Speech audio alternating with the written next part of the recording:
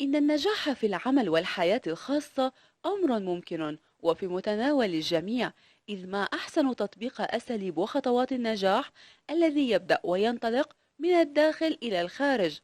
هذا الكتاب يعطيك جوانب مهمة لكي تلحق بركب الناجحين. هيا بنا لنتعرف على الخطوات الاثنتا عشرة لنطور ذاتنا حسب ما جاء في الكتاب. الخطوة الأولى: ما درجة تقييمك لذاتك؟ وما المقصود بتقييم الذات؟ يقصد بتقييم الذات الطريقة التي تنظر بها إلى نفسك، هل هي نظرة نقص أم كمال أم ثقة أم ضعف؟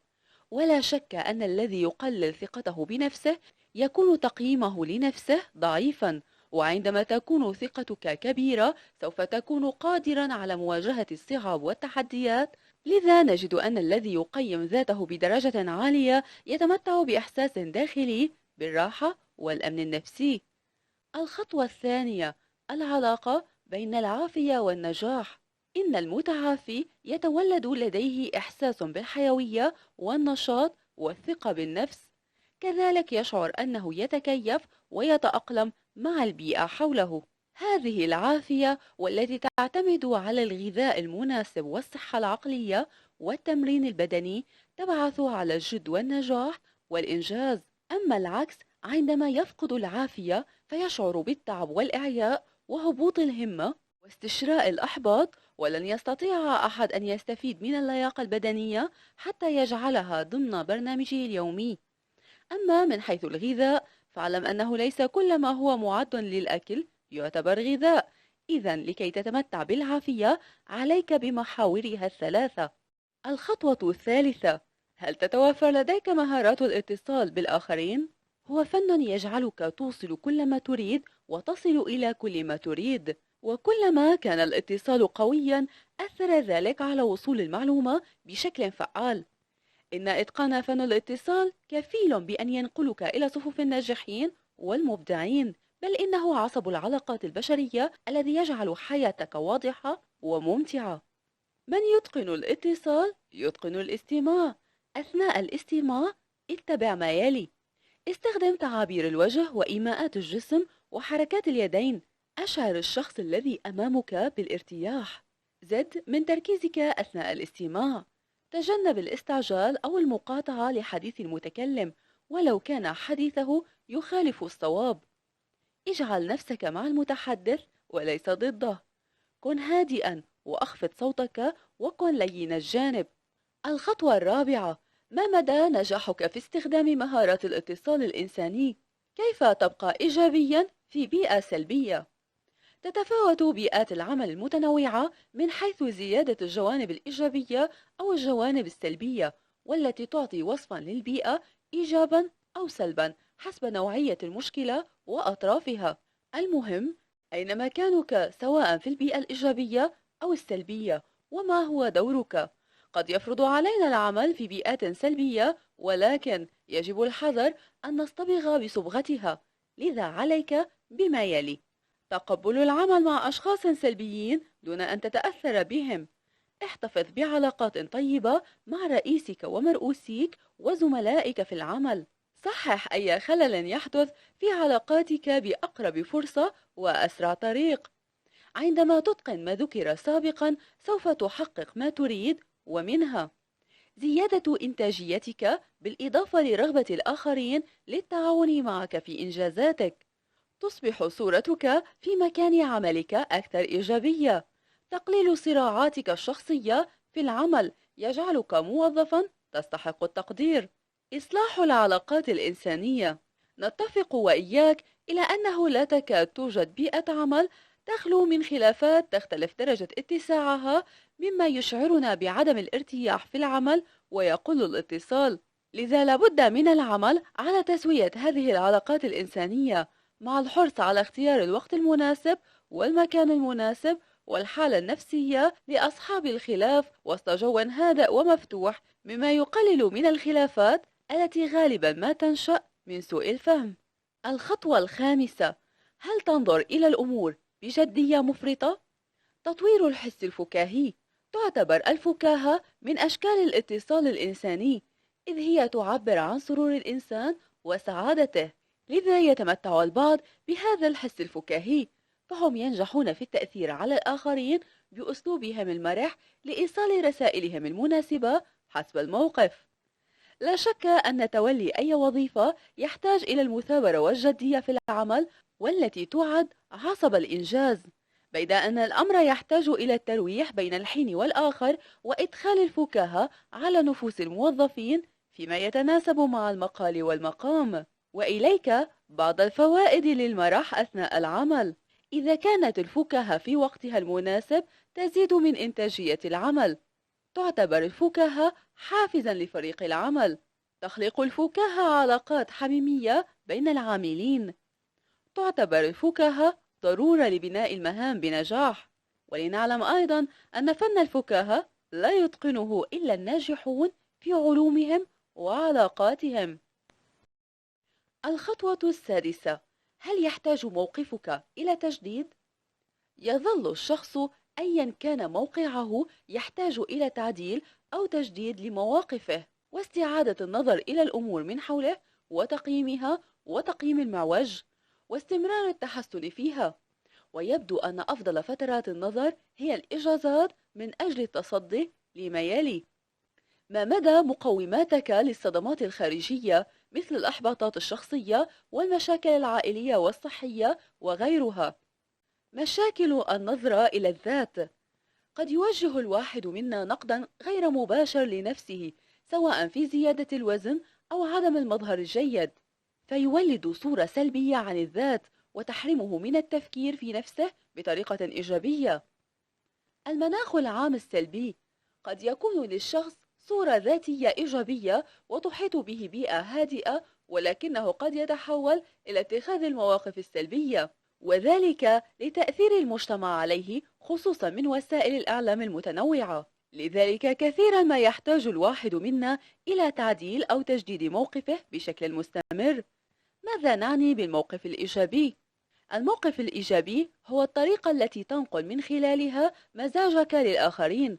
فعندما تكون متفائلا وحيويا وناجحا ومؤثرا، سوف يكون موقفك إيجابيا وتلقى قبولا لدى الآخرين.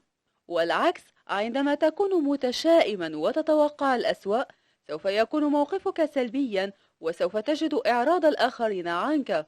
تحديات الحفاظ على موقف إيجابي: إن البقاء إيجابيا طيلة الوقت قد يكون أمرا مثاليا، إذ أن اتخاذ المواقف الإيجابية ليس عملا تمثيليا، بل هو سلوك أصيل. وقد تواجه تحديات دوافعها سلبية خارج إطارك العقلي وتحيط بك. عند ذلك سوف ينعكس هذا الأمر على تصرفاتك، فعندما تسير الأمور على ما يرام سوف يفرض الموقف الإيجابي نفسه، والذي يقول عندما تزداد الأمور سوءا. الخطوة السابعة: هل تملك ثقة كافية في نفسك؟ جميل أن يستمر الواحد منا على الثقة بنفسه، ولكن هذا الأمر لا يحدث على الإطلاق، بحيث تختلف ثقتنا بأنفسنا حسب الأنماط السلوكية الآتية. سلوك انهزامي: يتسم صاحب هذا الأسلوب بأنه ضحية للآخرين وشعوره بالنقص تجاه الآخرين، إذ أن رغبات الآخرين وحاجاتهم أكثر أهمية من صاحب السلوك. سلوك عدواني: صاحب هذا الأسلوب دائما يرى أنه على حق سواء كان مخطئا أو مصيبا، فرغباته مقدمة على رغبات الآخرين، وربما حرم الآخرين من حقوقهم، لذا هو يجعل نفسه عرضة لانتقام الآخرين. سلوك الثقة والاعتزاز بالنفس: يتسم صاحب هذا الأسلوب بأنه نشط وصادق ويحترم نفسه والآخرين، فهو يرى أن حاجاته مساوية لحاجات الآخرين ويحقق نتائج طيبة له وللآخرين. إن هذا النمط هو نمط الثقة بالنفس والاعتزاز بها، لذا هو مؤثر فاعل في محيطه، بل ويجعل الآخرين يتعاونون معه بطوعية. الخطوة الثامنة: هل أنت في حاجة إلى تطوير مهارات العمل لديك؟ رياح التغيير: على الأشخاص الذين يودون النجاح في أعمالهم أن يكونوا على درجة عالية من المتابعة ومعرفة كل جديد في مجالهم. إذ أن بقاءك على خبرتك القديمة لن يكون سلاحا فعالا ضد المستجدات والمتغيرات، إذ لابد من تطوير مهارات العمل لديك بشكل متواصل. الخطوة التاسعة: هل أنت راض عن نوعية العمل الذي تقوم به؟ التحويل نحو التفوق. بدأ الجميع يدرك معنى التفوق والجودة، لذا يحاول الجميع من منظمات وأفراد أن يسعوا إلى التميز في أعمالهم ومنتجاتهم. الخطوة العاشرة: هل تهتم بتنظيم مهنتك وأسلوب حياتك؟ إدارة الذات هي المفتاح. نعني بإدارة الذات الاستفادة القصوى من مواهبنا عن طريق وضع أهداف على المدى القصير والبعيد والعمل على تحقيقها. ولن تستطيع أن تدير الآخرين ما لم تدر ذاتك. الخطوة 11: هل وصلت إلى قدراتك الإبداعية؟ لا يكاد يخلو أحد من قدرات إبداعية. لا يعتبر الإبداع حكرا على أصحاب المواهب والقدرات، فلكل واحد منا قدراته الإبداعية الخاصة حسب مستوى التفكير والإدراك. قد يكون عملك روتينيا، ولكن هذا لا يمنعك من الإبداع لو نظرت إلى عملك من جهة أخرى. الخطوة 12: هل يمكنك التخلي عن أسلوب المماطلة؟ هل أنت شخص مماطل؟ مرض التأجيل يسري في دماء الكثيرين رغم حسن النية. ربما تكون مهمة لا تحتمل التأجيل، لذا يشعر هؤلاء بالقلق والإحباط. أما الباب الثاني من هذا الكتاب فهو إنجاز ملفك الشخصي. خطوات لابد لك من اتخاذها بعد أن قمت بتقييم ذاتك عبر 12 خطوة لتطوير الذات. سيتكون لديك ملف شخصي مملوء بالمقاييس والتقايم المرفقة في آخر كل خطوة، تحدد من خلالها تقييم ذاتك بنفسك. أما الباب الثالث، لابد أن يعطيك ملفك الشخصي والذي أعددته بالتعاون مع ذاتك صورة واضحة من أجل تحسين حياتك الخاصة والعامة. وللحصول على ذلك عليك بما يلي: تقبل حقيقة ملفك الشخصي بما فيه من نقاط قوة ونقاط ضعف، والتي تعطيك دافعا لتطوير ذاتك. من الأفضل أن تعمل مقارنة بين ملفك الشخصي مع ملفات الآخرين، أو أن تقوم بمناقشة ملفك مع شخص تحترمه ويحترمك. تأكد أنه لا يوجد ملف شخصي كامل، فكل واحد منا له نقاط قوة ونقاط ضعف خاصة به. وجود الضعف ليس شيئا سيئا بحد ذاته، ولكن الأسوأ منه هو عدم معرفة سبب الضعف. يلاحظ دائما وجود توازن بين نقاط الضعف ونقاط القوة لدى الناس، وهذا يعتبر مؤشرا صحيا. فلا بد إذن من تطوير الجوانب الضعيفة وصيانة وتعزيز الجوانب القوية. قد يؤثر أحد هذه التقايم المتدنية في ملفك الشخصي إلى التأثير بشكل سلبي على الجوانب القوية، لذلك لابد أن تعمل على تطويره وبشكل سريع، إذ أن جوانب تطوير الذات كلها يعتمد بعضها على بعض. فإن كان درجة أحد تقايمك عالية وإيجابية، أثر ذلك في الجوانب الأخرى بفاعلية. كذلك نقص أحد التقايم إلى درجات متدنية يترك أثرا سلبيا في مواقفك المتنوعة. شارك نتائج عملك مع الآخرين سواء كانوا رؤساء أو مرؤوسين. طور ملفك الشخصي من حين إلى آخر باستخدام حاسبك الشخصي. حاول تغيير ملفك الخاص مع أحد زملائك في العمل حتى يتم الاستفادة منه لزيادة إنتاجيته عند الفتور. قم بإعداد برامج تحفزك لاستمرار تطوير ذاتك. استعن بالمتخصصين في مجال تطوير ذاتك حتى ولو كانت شخصية، لأن تعديل الخطأ خير من الاستمرار عليه.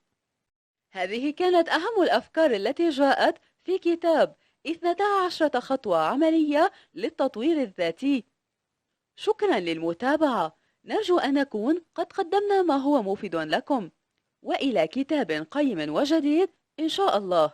لا تنسوا الاشتراك بالقناة والضغط على زر الإعجاب ليصلكم منا كل جديد، مع قناة ملخصات كتب. كل الكتب بين يديك في ملخص.